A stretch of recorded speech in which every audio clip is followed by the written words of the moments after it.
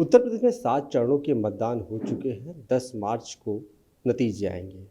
हमारे साथ बातचीत करने के लिए सुभाषपा के अध्यक्ष ओम प्रकाश राजभर जी हैं, जो इस बार समाजवादी पार्टी के साथ गठबंधन में हैं। ओम प्रकाश राजभर जी, नतीजों से पहले एक एग्जिट पोल आया है जिसमें भारतीय जनता पार्टी को बढ़त दिखाई दे रही। कैसे देखते हैं इस पूरे एग्जिट पोल को? दो तरह से देखते हैं।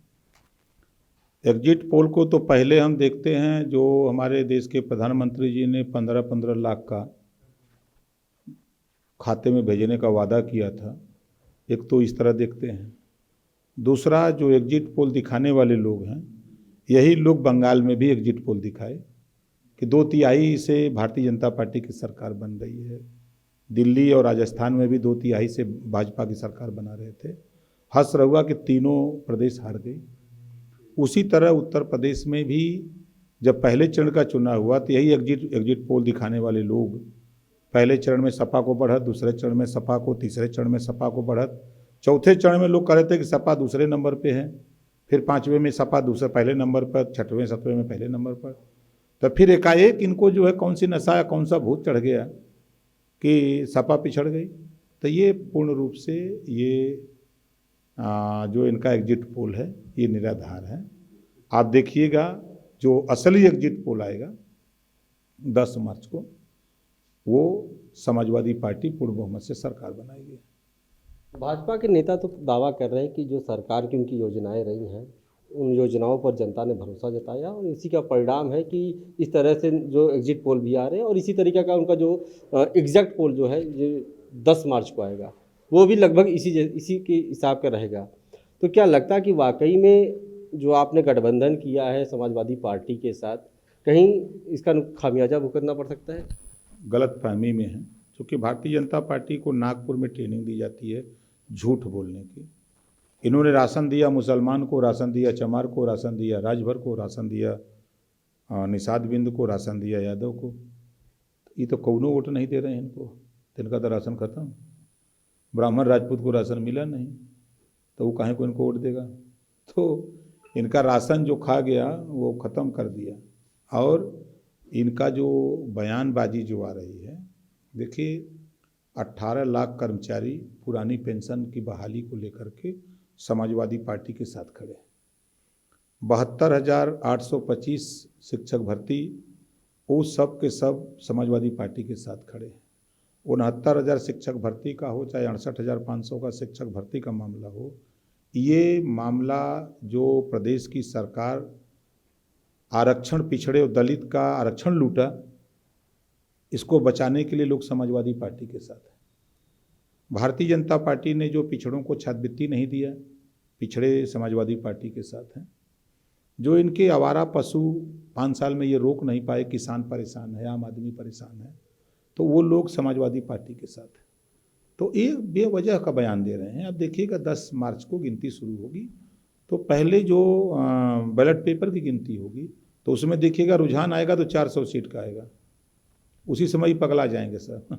रुझान की बात है, इससे पहले इस बार देखने को मिल रहा है कि जहाँ पे भी मतगणना स्थल है वहाँ पर एक कैंप बनाया जा रहा है पार्टी की तरफ से। जो वहाँ पे कार्यकर्ता वहाँ पे ड्यूटी दे रहे हैं, बाकायदे 8-8 घंटे बैठ रहे हैं। तो कहीं ना कहीं क्या ये भी डर है कि इस बार जो मतगणना स्थल है वहाँ पे भी भारतीय जनता पार्टी की तरफ से कोई खेल हो सकता है? देखिए, जिस तरह किसान अपनी फसल बचाने के लिए लाठी लेकर के खेत में खड़ा है इनके सांड से, तो उसी तरह भारतीय जनता पार्टी के गुंडे, माफिया, मवाली से बचाने के लिए, वो अपने वोट की सुरक्षा के लिए हमारी पार्टी के नेता कार्यकर्ता हर काउंटिंग स्थल पे अपना वो डटे हुए हैं। और जो उन लोगों ने मेहनत किया है, तो जो फसल तैयार है तो उसको जो मतपेटी में जो वोट कैद है तो उसकी सुरक्षा की जिम्मेदारी भी तो अपनी बनती है।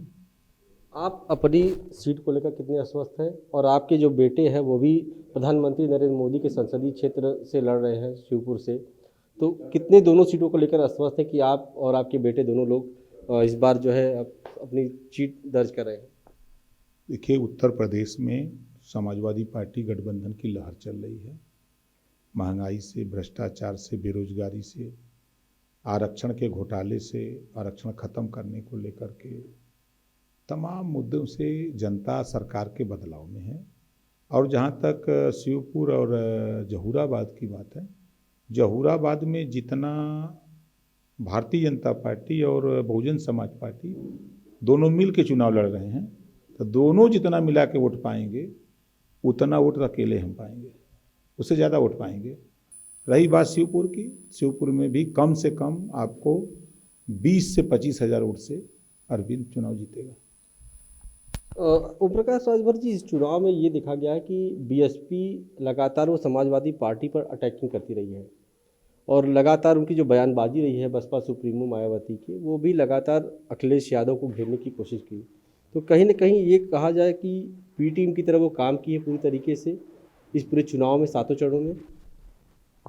देखिए, इसका खुलासा जब प्रत्याशी तय होने की बात आई तो अमित शाह के कमरे में बहुजन समाज पार्टी के प्रत्याशी तय होते थे और सिंबल ये बहुजन समाज पार्टी कार्यालय में मिलता था कि समाजवादी पार्टी को कैसे हराया जाए। तो दोनों मिल के चुनाव लड़े हैं।